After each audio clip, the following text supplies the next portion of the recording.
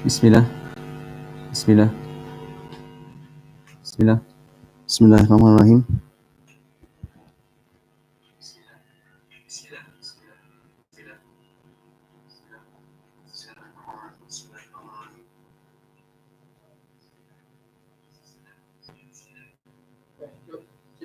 Bismillahirrahmanirrahim. Assalamualaikum warahmatullahi wabarakatuh. Wassalatu wassalamu ala asyrafil anbiya'i wal mursalin wa ala alihi wa ashabihi wa man tabi'ahum bi ihsanin ila yaumiddin. Amma ba'd. Selamat datang sahabat-sahabat sekalian sudah menonton, menyaksikan di channel kami Arimatea TV, dan insya Allah nanti kita akan bersama dengan Bunda Wiwin Muslimah yang dimana akan membersamai kita di channel ini sampai nanti berbuka puasa. Namun sebelum itu, mari izinkan saya Daris Kurnia Habibullah sebagai moderator untuk menjelaskan terlebih dahulu terkait forum Arimatea. Forum Arimatea komunitas yang dimana kita bergerak di bidang dakwah untuk memerangi kristenisasi, di mana khususnya di daerah-daerah pelosok. Kemudian kita juga membentuk sebuah lembaga amil zakat yang dimana kita bekerja sama dengan lembaga amil zakat nasional Dewan Dakwah, khususnya yang menjadi cabang di Yogyakarta. Yang pertama, mungkin kita jelaskan terlebih dahulu terkait dengan rumah singgah Islami untuk mu'alaf. Kemudian yang ketiga, pembelaan hukum bagi mu'alaf yang teraniaya di lingkungan keluarga maupun intimidasi lingkungan sekitar. Yang keempat, zakat infak dan sedekah untuk santunan para mu'alaf. Yang kelima, pusat riset dan penelitian tentang mu'alaf. Yang keenam adalah laboratorium kristologi. Yang dimana insya Allah kita akan menyalurkan ke daerah-daerah yang dimana di sana berbasis kristenisasi dan mayoritas beragamakan non-muslim, yang dimana insya Allah akan kita salurkan di daerah Plengan, Banjarraya, Kalibawang, Kulon Progo, kemudian yang kedua Gunung Kelir di Banjar Arum, kemudian yang ketiga di Duren Sawit, yang keempat di Alian Gunung A Argosari, yang kelima di Jerakah Gunung Kidul. Bapak dan Ibu sekalian yang menyaksikan channel Arimatea TV ini, mari kita untuk bersedekah dan memberikan dukungan kita dengan berdonasi. Yaitu bisa lewat rekening kami, yaitu di BNI Syariah, nomor rekening 095118829 atas nama AN Perkumpulan Arimatea. Ataupun bisa lewat rekening kami di BRI Syariah, nomor 105041438 atas nama AN Lazis Arimatea. Mari kita berikan dukungan kita untuk sahabat-sahabat kita di pelosok, yaitu dengan atau bisa menghubungi ke nomor kontak kami khususnya admin Lazis Arimatea, yaitu 082233953338, atau bisa menghubungi Ustadz Jarwo 085643109694. Berikut yang bisa kami sampaikan. Berikutnya mari kita saksikan bersama dengan Bunda kita, yaitu Bunda Wiwin Muslimah. Kepada beliau saya persilahkan.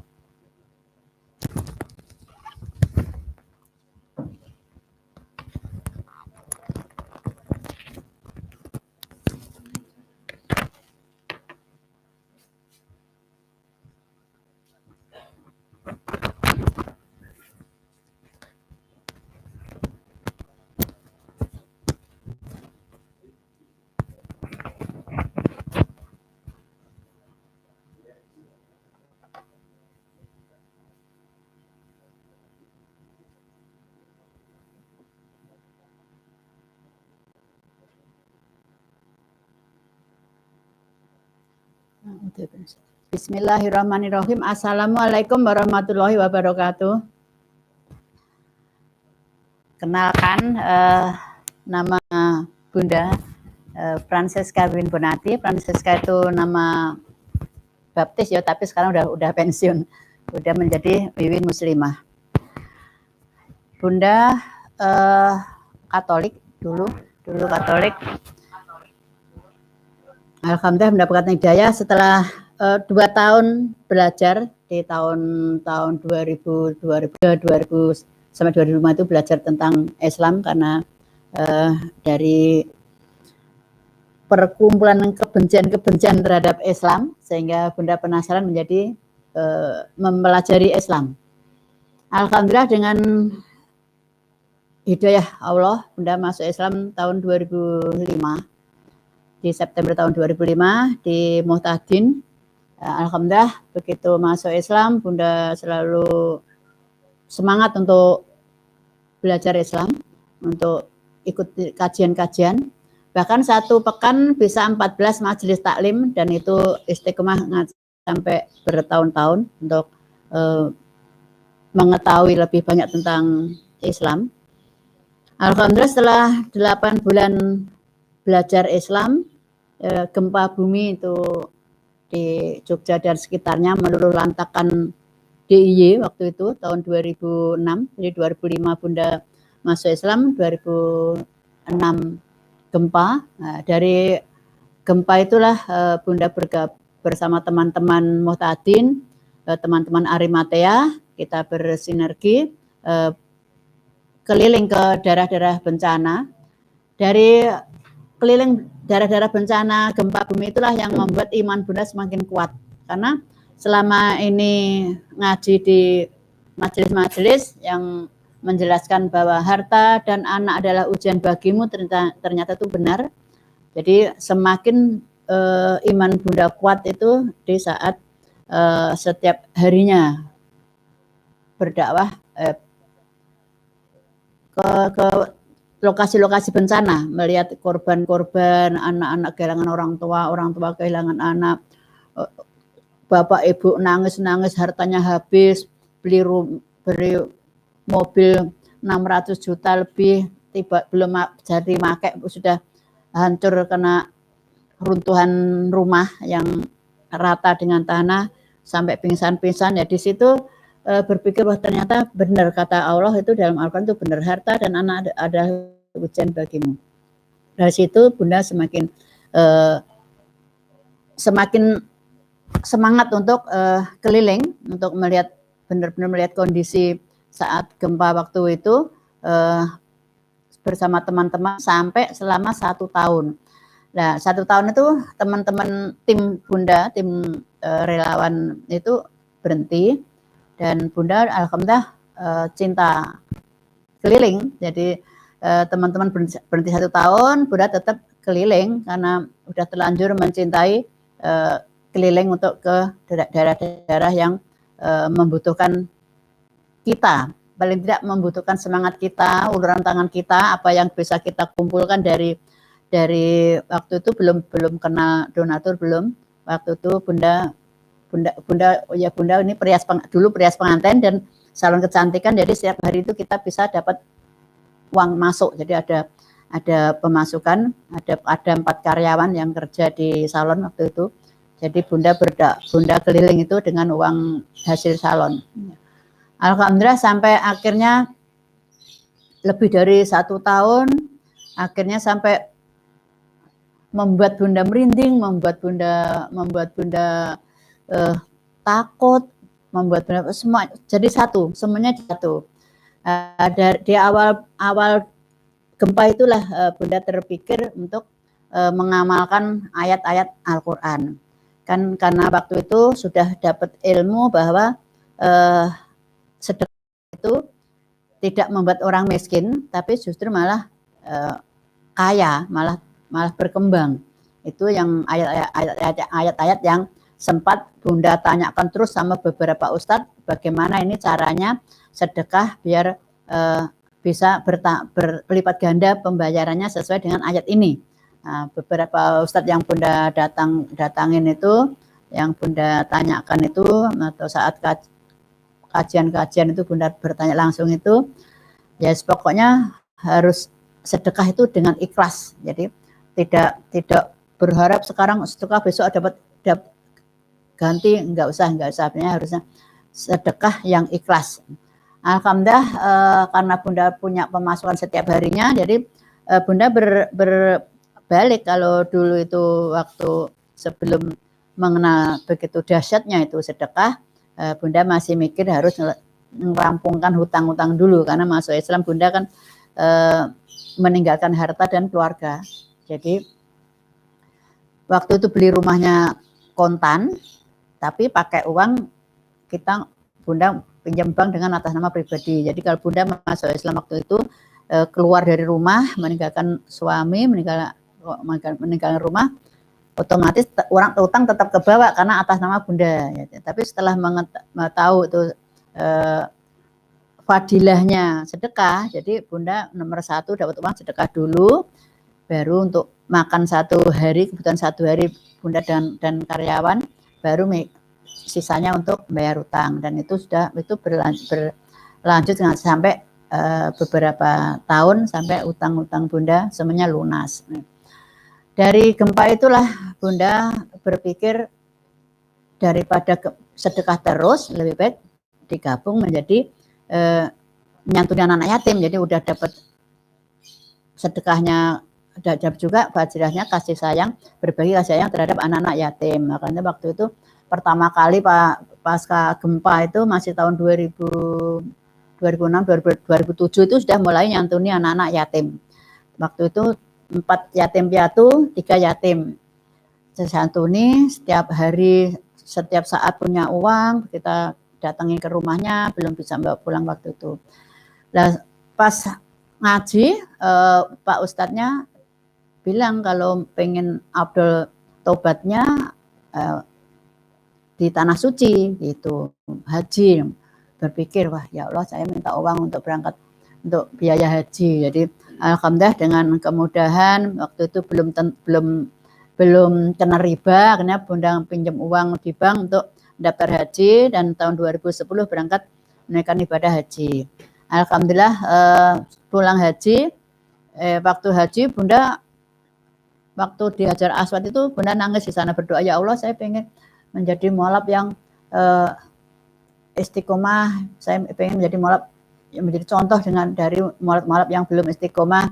Ya Allah saya pengen punya pondok pesantren, ya Allah saya pengen punya panti asuhan, ya Allah saya pengen punya anak yatim 100, ya Allah saya pengen punya santri banyak. Gitu saya nangis di tanah suci itu. Alhamdulillah pulang dari haji tanggal 24 Desember tahun 2010 pulang haji, Bunda di Januarinya itu 2011 Bunda membawa pulang anak-anak yang tadinya di luar, saya bawa pulang di salon. Ya, di salon karena salonnya rumahnya kecil, bawah untuk salon, atas untuk tempat tinggal. Karena rumahnya kecil, jadi pesen tempat tidur susun untuk tempat 12 anak. Dan sampai sekarang alhamdulillah masih ada untuk tempat tidur untuk sebagai saksi awal untuk Bunda, perjuangan Bunda untuk mempunyai anak-anak banyak. Alhamdulillah dengan berjalannya waktu sampai tahun 2013 itu bisa beli rumah di Sidoarum.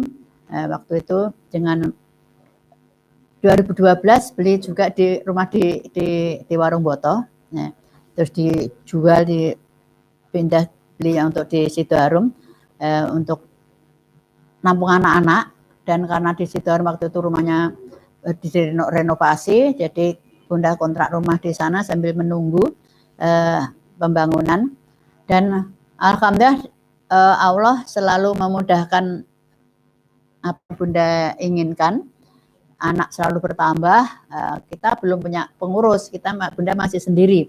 Jadi kalau antar jemput anak-anak sekolah itu sekalian bawa 5. Jadi karena ada yang 1 yang TK itu masih kecil, kita punya anak yatim waktu itu kakak adik itu masih umur 3,5 tahun sama 5 tahun waktu itu. Yang 3,5 tahun itu kecil, jadi selalu saya gendong pakai selendang. Waktu itu belum sekolah. Sampai sekarang masih ada. Kalau di antara sahabat-sahabat itu pemirsa dan teman-teman itu pernah melihat di YouTube, bisa ngeklik di Rumah Yatim Wiwin Muslimah, itu ada bawa 5 itu yang waktu pakai selendang itu, ada 2 yang ada foto 2 itu yang pakai seragam merah-merah itu yang dulu tak gendong di selendang, ya, menjadi yang paling belakang yang gede, yang tinggi, udah cantik sekali. Sekarang udah kelas 6 SD, itu masih ada sampai sekarang, sudah 9 tahun bersama Bunda kakak beradik. Gitu. Alhamdulillah walaupun tidak ada pengurus, bukan yayasan, bukan lembaga, kita masih biasa, masih rumah biasa, masih anak-anak asuh aja, bukan belum santri, belum apa waktu itu. Jadi TPA itu ya TPA di tempat TPA, bukan di rumah mengundang ustadz itu belum waktu itu, masih TPA-nya masih di jalan. Alhamdulillah intinya dengan berjalannya waktu tahun 2015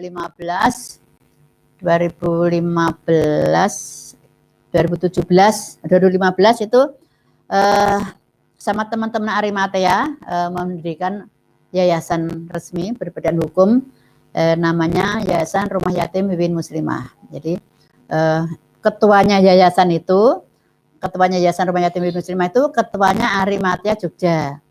Dan sekretarisnya Yayasan Rumah Yatim Wiwin Muslimah itu sekretarisnya sekjennya Arimatea Jogja. Dulu sekjen Arimatea Pusat, sekarang menjadi sekjen Arimatea Jogja karena sekarang pusatnya ada di Malang. Jadi alhamdulillah begitu tahun 2015 itu sudah ada yang mikir, tuh sudah ada punya pengurus, ada Ustadz Arif, ada Ustadz Yayat, ketua yayasan, ada Ustadz Sigit Sujarwo, dan ada ustadz-ustadz yang ngurus santri. Jadi alhamdulillah sekarang sudah punya santri 48, 30 putri, 30 di panti putri, ada di yayasan bersama Bunda juga ada 7, ada di Pondok Putra di Berbah, sana juga ada. Dan alhamdulillah Allah sangat sayang sama anak-anak kami, sangat sayang sama Bunda, tahu Bunda perjuangannya ikhlas, lahir batin, kepengen punya anak banyak, nggak punya tempat. Alhamdulillah Allah menggerakkan salah satu hambanya untuk meminjamkan rumah mewahnya. Jadi alhamdulillah ada salah satu jamaah yang dulu waktu Bunda pernah ngisi nggak tahu sih ya, itu meminjamkan rumah mewah seharga 5 miliar gratis, sudah menempati selama 3 tahun, dan itu ditempati 27 santri putri. Sekarang sudah ada yang 30 juz, sudah 2 santri. Ya, ada yang 15 juz, ada yang 20 juz, ada yang 19, ada yang 9 juz. Minimal 3 juz itu yang ada di Wirasaban, di Panti Asuhan Putri Wiwin Muslimah Wirasaban Barat nomor 7 di dekatnya Masjid Aroyan, dekatnya Bias. Itu kalau mungkin di antara pemirsa ada yang pernah dengar atau mungkin pernah ke daerah situ, disitulah ada Panti Asuhan Wiwin Muslimah, Panti Asuhan Tahfiz Quran. Dan alhamdulillah Bunda juga pernah menulis buku sampai 3.000 eksemplar ini, Kutemukan Islam Dalam Kebencian. Jadi kalau ini sudah habis sih bukunya, kalau mungkin di antara sahabat-sahabat ada yang masih punya ini, itulah Bunda yang nulis. Itu kisah dalam perjalanan Bunda, gitu, perjalanan Bunda. Ya alhamdulillah sekarang sedang membangun pondok pesantren di Jerakah Gunung Kidul, namanya Pondok Pesantren Islamic Center Bukit Hidayah Jerakah Gunung Kidul. Dan alhamdulillah sudah ada masjid, sudah ada gedung kelas, ada pendopo, masih udah banyak, ada beberapa bangunan, dan insya Allah tahun ajaran baru ini, tahun 2020-2021 ini akan memulai ada santri mukim. Kalau sekarang belum ada mukim, tapi kita sudah mengawali dengan kajian-kajian setiap hari, pagi subuh itu ada kultum subuh, maghrib sampai isya itu ada kajian akidah untuk warga sekitar, dan isya sampai ke naik itu untuk tahsin, untuk belajar abata lansia. Jadi ibu-ibu itu alhamdulillah ada 20, awalnya 20 itu yang belajar TPA itu untuk ibu-ibu simbah-simbah sampai umur 74 tahun. Ada yang sudah umur 70 tahun. Alhamdulillah sekarang udah Iqra 3.